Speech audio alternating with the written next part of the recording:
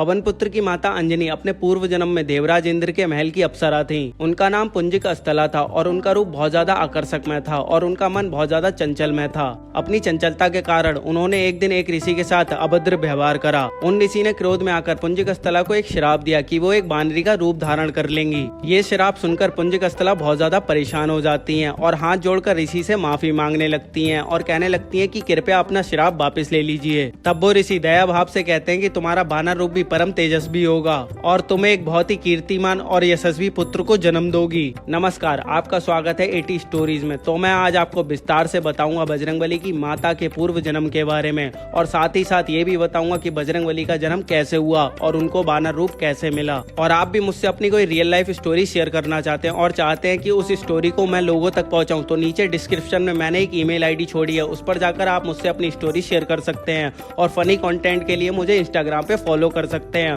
और मेरे daily vlog देखने के लिए मेरे डेली व्लॉग वाले चैनल को सब्सक्राइब कर सकते हैं। तपस्या में लीन ऋषि से श्राप मिलने के बाद देवराज इंद्र ने एक दिन पुंजिक अस्थला से मनचाहा वरदान मांगने के लिए कहा। तब पुंजिक अस्थला ने देवराज इंद्र से आग्रह किया कि यदि संभव हो तो जो उसे ऋषि द्वारा श्राप दिया गया है वो उसे उस श्राप से मुक्ति प्रदान करें। इंद्रदेव के पूछे जाने पर पुंजिक अस्थला ने बताया कि मुझे प्रतीत हुआ कि वो ऋषि एक बानर हैं और मैंने उन ऋषि पर फल फेंकना शुरू कर दिए, परंतु वो कोई साधारण बानर नहीं थे, वो कोई परम तपस्वी साधु थे। मेरे द्वारा तपस्या भंग होने के कारण उन्होंने मुझे श्राप दिया कि जब भी मुझे किसी से प्रेम होगा तब मैं बानर का रूप धारण कर लूंगी। मेरा ऐसा रूप होने के बाद भी उस व्यक्ति का मेरे प्रति प्रेम कभी कम नहीं होगा। इंद्रदेव ने पूरी बात सुनने के बाद कहा, तुम्हें धरती पर जाकर रहना होगा, वहाँ तुम्हें एक राजकुमार से प्रेम होगा जो तुम्हारा पति बनेगा। विवाह के पश्चात तुम शिव के अवतार को जन्म दोगी और इसके बाद तुम्हें श्राप से मुक्ति मिल जाएगी। इंद्र के वचनों को सुनकर पुंजिक अस्थला अंजनी के रूप में धरती पर निवास करने लगी।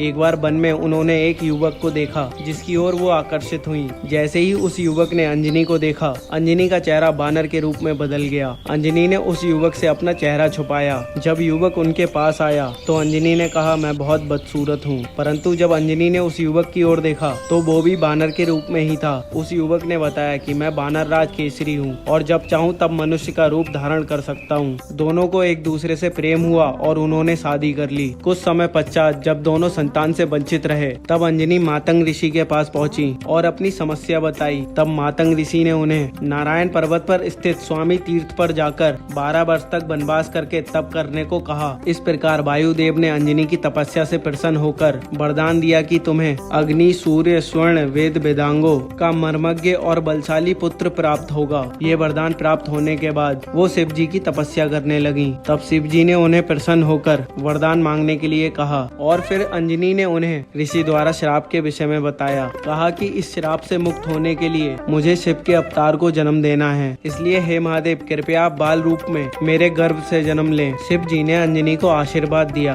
और उनके गर्भ से बजरंगबली के रूप में जन्म लिया। अंजनी पुत्र होने के कारण हनुमान जी को आंजनेय भी कहा जाता है। आई होप आप लोगों को ये वीडियो अच्छी लगी होगी, तो एक अच्छा सा कमेंट कर जरूर जाना और ऐसी ही और वीडियोस के लिए नीचे दिए गए सब्सक्राइब बटन को दबा दीजिए और बेल आइकन को बजा दीजिए और थोड़ा हंसने हंसाने के लिए मुझे इंस्टाग्राम पे फॉलो कर लीजिए और अपना मूड फ्रेश करने के लिए मेरे डेली व्लॉग वाले चैनल को सब्सक्राइब कर लीजिए। मिलते हैं नेक्स्ट अच्छी सी वीडियो में, तब तक के लिए नमस्कार।